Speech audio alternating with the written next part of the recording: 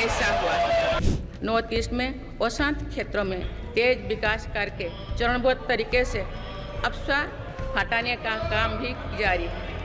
देश के हर क्षेत्रों में विकास के नए आयाम भारत के भविष्य का उद्घोष कर रहे हैं। माननीय सदस्य, युवाओं को भटकना पड़ता था, आप युवा सेल्फ अटेस्टेड करने का काम कर रहे हैं। ये संविधान की शपथ है।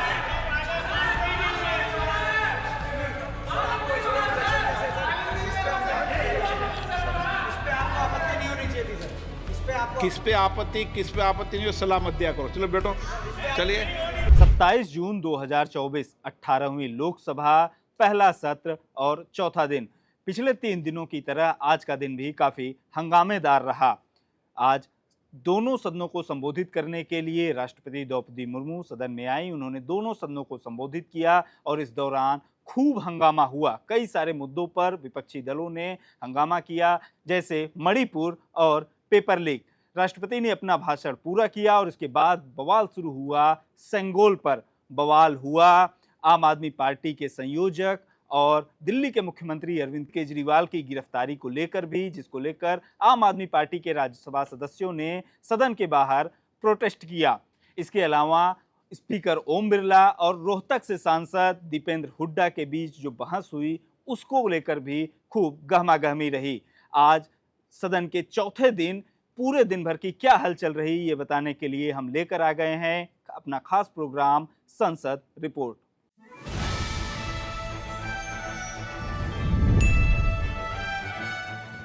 राष्ट्रपति सुबह 10:40 पर राष्ट्रपति भवन से संसद की ओर अपने काफिले समेत रवाना होती हैं। प्रधानमंत्री नरेंद्र मोदी, उपराष्ट्रपति जगदीप धनखड़, संसदीय कार्य मंत्री किरण रिजिजू लोकसभा और राज्यसभा के महासचिव के साथ महामहिम का द्वार पर स्वागत करते हैं। सलामी के पश्चात सदन पहुंच अपना अभिभाषण शुरू करती हैं। महामहिम ने चुनाव आयोग को धन्यवाद कहा और भाषण में जम्मू कश्मीर में चुनाव कराने, पाकिस्तान के दुष्प्रचार पर पानी फेरने समेत कई बातें कहीं। जब वे अपने भाषण में तीसरी बार सरकार बनने, स्पष्ट बहुमत और 6 दशक बाद इतिहास को दोहराने की बात कह रही थी, तो संसद में हंगामा शुरू हो गया, क्योंकि तीसरी बार जो नरेंद्र मोदी की सरकार बनी है वो पूर्ण बहुमत वाली नहीं है। सुनिए। दुनिया देख रही है कि भारत के लोगों में लगातार तीसरी बार स्थिर और स्पष्ट बहुमत की सरकार बनाई है।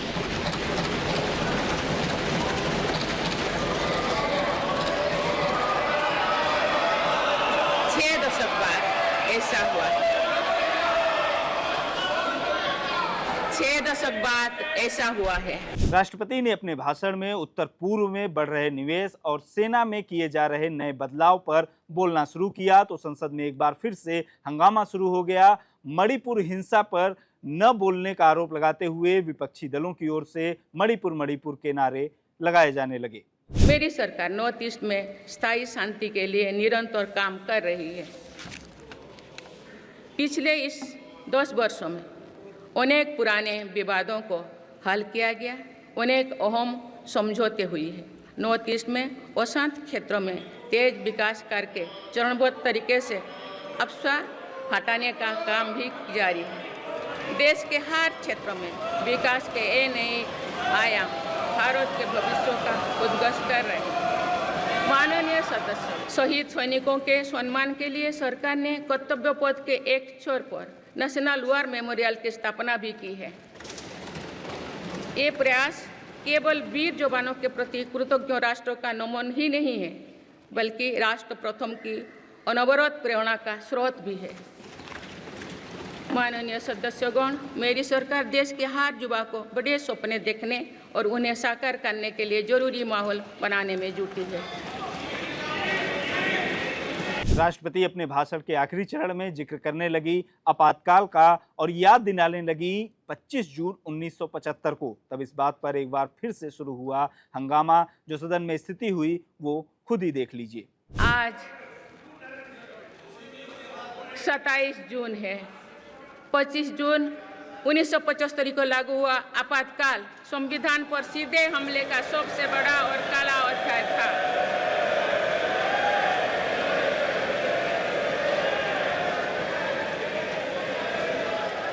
राष्ट्रपति के बाद उपराष्ट्रपति जगदीप धनखड़ ने महामहिम के भाषण के मुख्य बिंदुओं का अनुवाद कर संसद को सुनाया और फिर राष्ट्रपति उपराष्ट्रपति को विदा करने के बाद लोकसभा की कार्यवाही दोबारा शुरू हुई। स्पीकर आए तो जय श्री राम के नारे लगने लगे। माननीय अध्यक्ष जी,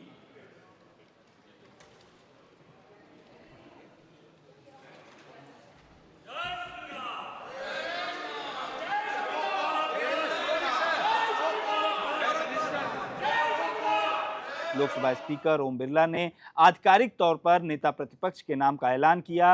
रायबरेली से सांसद राहुल गांधी के नेता विपक्ष के ऐलान के बाद ही केरल से सांसद शशि थरूर को लोकसभा सदस्य के तौर पर शपथ दिलाई गई। शपथ लेने के बाद शशि थरूर ने जय संविधान का नारा दिया, जिस पर स्पीकर ओम बिरला ने कहा कि संविधान की शपथ तो ले ही रहे हैं। और इसी दौरान दीपेंद्र हुड्डा ने आपत्ति जताई कि इस पर आपको आपत्ति नहीं जतानी चाहिए। और फिर दीपेंद्र हुड्डा और ओम बिरला के बीच जो बातचीत हुई वो सोशल मीडिया पर वायरल हो गई और कांग्रेस के कई नेताओं ने स्पीकर पर इसे लेकर निशाना साधा। सुन लीजिए उस दौरान क्या कुछ हुआ। संविधान की शपथ तो ले ही रहे हैं, ये संविधान की शपथ है।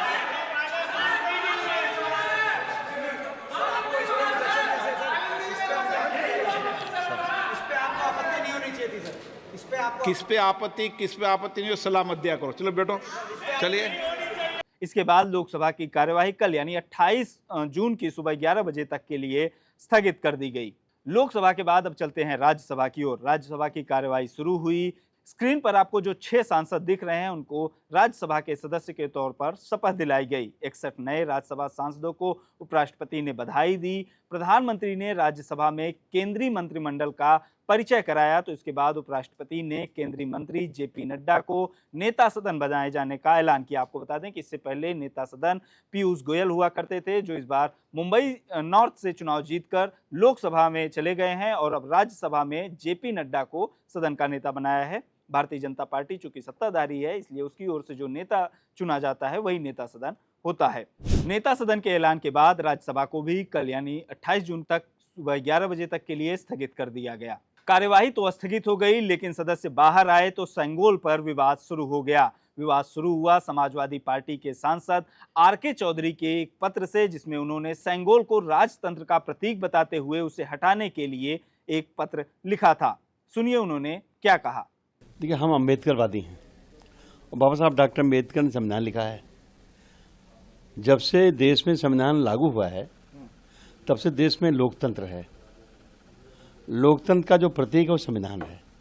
लेकिन बीजेपी सरकार ने, खासतौर जो पिछली सरकार है, मोदी जी के नेतृत्व में उस संसद भवन में जहां स्पीकर बैठते हैं दाहिनी तरफ, सेंगोल स्थापित कर दिया है। सेंगोल तमिल भाषा का शब्द है, उसका हिंदी माने है राजदंड। राजदंड का और हिंदी माने है राजा की छड़ी। राजा की छड़ी और माने है राजा डंडा। समाजवादी पार्टी की ओर से इस तरह की मांग हुई तो भारतीय जनता पार्टी की ओर से क्या कहा गया और सहयोगी दलों की ओर से क्या कहा गया वो भी सुन लीजिए। अरे कोई भी बात है, पहले जिनके साथ वो खड़े हैं संविधान के पर न उस पर बात करें। ये इन्होंने क्या सोच रखा है कि रोज कुछ सेंसेशनल बात ऐसी बोलनी है कि हम चर्चाओं में आ जाएं। इन बातों का कोई अर्थ नहीं है। Thank you. मुझे इसके बारे में जानकारी नहीं है, लेकिन सेंगोल जब स्थापित हुआ था, समाजवादी पार्टी उस वक्त भी पार्लियामेंट में थी। उस वक्त क्या कर रहे थे इनके सांसद? भाजपा ने इसे तमिल संस्कृति का अपमान बताया। तो समाजवादी पार्टी के राष्ट्रीय अध्यक्ष अखिलेश यादव ने क्या कहा वो भी सुनते जाइए। मुझे लगता है कि हमारे सांसद इसलिए कह रहे होंगे कि जब पहली बार लगा था तो प्रधानमंत्री जी ने बाकायदा प्रणाम किया था। इस बार शपथ लेते समय शायद वो भूल गए। उसी को याद दिलाने के लिए लगता है मेरे पार्टी के सांसद ने कुछ इस तरह का पत्र लिखा है। तो आपकी क्या राय है? नहीं, देखिए जो राय उस समय मेरी थी मैंने ट्वीट किया था। आप मेरी राय आर्काइव से निकाल करके सब चैनलों पे चलाइए। तो अभी जो है रहना चाहिए, अभी रहना चाहिए। मैंने क्या कहा जब प्रधानमंत्री जी ही प्रणाम करना भूल गए तो इसका मतलब उनकी भी इच्छा कुछ और होगी। अखिलेश यादव यहाँ अपने बयान में जिस ट्वीट की बात कर रहे हैं वो आप स्क्रीन पर देख सकते हैं। इसमें उन्होंने लगभग 1 साल पहले कहा था कि सेंगोल सत्ता के हस्तांतरण का प्रतीक है। लगता है भाजपा ने मान लिया है कि अब सत्ता सौंपने का समय आ गया है। ये उनका 1 साल पुराना ट्वीट है। सेंगोल के अलावा राष्ट्रपति के अभिभाषण पर भी विपक्षी सदस्यों ने आपत्ति जताई। विपक्षी दलों की ओर से कहा गया कि ये तो वही पुराना भाषण है। सुनिए विपक्षी सदस्यों ने राष्ट्रपति के अभिभाषण पर क्या प्रतिक्रिया दी। देखिए, मैं यही कह रहा था कि राष्ट्रपति जी सरकारी भाषण दे दिए तो नॉर्मल है, सरकार के ही सारे मुद्दे वो लोग आगे बढ़ाने का कोशिश में होंगे, लेकिन इस समय 49 साल के बाद ये जो इमरजेंसी के बाद जिक्र किया, मेरे ख्याल में कोई लॉजिक नहीं था उस विषय पे। आज के मुद्दे के बारे में बोलना चाहिए था। हम नीट परीक्षा के बारे में कुछ नहीं सुना, हमारे युवाओं की बेरोजगारी के बारे में कुछ नहीं सुन पाए, तो बड़ी जरूरी विषय है। और आपको ये भी मालूम है कि मणिपुर, इस शब्द तो ना प्रधानमंत्री के मुंह से निकला ना राष्ट्रपति जी से। ये बड़ी जरूरी है कि इस किस्म के विषय, चीन के सीमा से में क्या हो रहा है, बहुत बड़े विषय हमारे देश में है जो हम उठाना चाहते हैं हमारे देश में, और ये उठाने के लिए सरकार इस भाषण को इस्तेमाल कर सकते थे। हैदराबाद से सांसद असदुद्दीन ओवैसी ने भी राष्ट्रपति के अभिभाषण पर जो कहा वो भी सुनते जाइए। पहले तो यह है कि बीजेपी अभी भी ये समझ रही है कि वो 2019 के रिजल्ट में है, तो अभी उर्दू में कहते हैं कि अभी ख्वाब गफलत से बेदार नहीं हुए हैं। दूसरी बात यह है कि इस पूरे प्रेसिडेंट के एड्रेस में कहीं पर भी लफ्ज माइनॉरिटी का इस्तेमाल नहीं हुआ। आखिर क्यों? भाई, संविधान की आप बात करते हैं तो संविधान में आर्टिकल 30 में लिखा नहीं है माइनॉरिटी, तो इतनी नफरत क्यों है? तीसरा यह है कि नौजवानों की बात हो रही है, बेरोजगारी तो उनका मुकद्दर बना कर रख दिया। सबसे ज्यादा बेरोजगार अगर कोई इस देश में है तो नौजवान हैं, उनके बारे में सिर्फ बातें हो रही हैं। चौथी बात यह है कि फॉरेन पॉलिसी के ताल्लुक से कल एंथनी ब्लिंकन कह रहे हैं कि भारत में हेट स्पीचेस का इजाफा हुआ है, भारत में माइनॉरिटीज के जो रिलीजियस प्लेसेस है उनको डेमोलिश कर दिया जा रहा है। पांचवी बात यह है कि कोई देश को राह दिखाने के लिए कि सरकार क्या करने वाली है इकोनॉमी को रिवाइव करने के लिए, कुछ जिक्र नहीं है। तो इसमें कुछ है ही नहीं, old wine in new bottle का सवाल है। और बीजेपी अभी भी उसी अहंकार में है, अभी रियलाइज नहीं कर रही है क्या हो गया उनको। विपक्षी दलों की ओर से जो आरोप लगाए गए उस पर सत्ता पक्ष की ओर से जो जवाब आया वो भी आपको सुनवा देते हैं। विपक्ष जो रटी रटाई बातें होती हैं पुरानी, वही बोल रहा है, लेकिन राष्ट्रपति के अभिभाषण में सरकार का फ्यूचर का जो प्लान है वो स्पष्ट झलकता है कि आगे सरकार का किस तरह से देश के विकास का जो खाका है उन्होंने तैयार किया है, और किस तरह से भारत की अर्थव्यवस्था, ये $5 ट्रिलियन की किस तरह से अर्थव्यवस्था बनेगी, वो सब उसमें दिखाया गया है।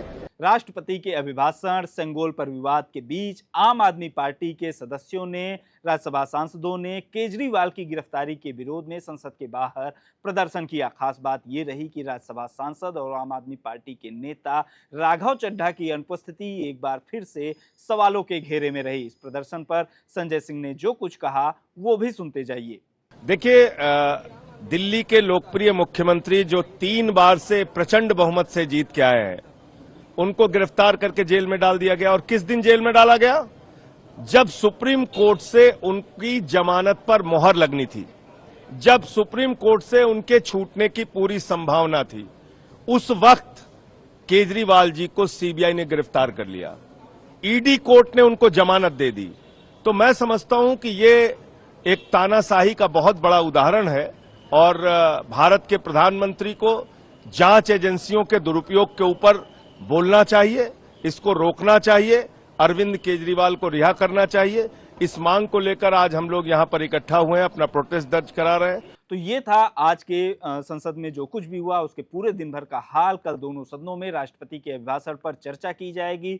लोकसभा में चर्चा की शुरुआत अनुराग ठाकुर और राज्यसभा में चर्चा की शुरुआत सुधांशु त्रिवेदी करेंगे। प्रधानमंत्री नरेंद्र मोदी लोकसभा में 2 जुलाई और राज्यसभा में 3 जुलाई को चर्चा का जवाब देंगे।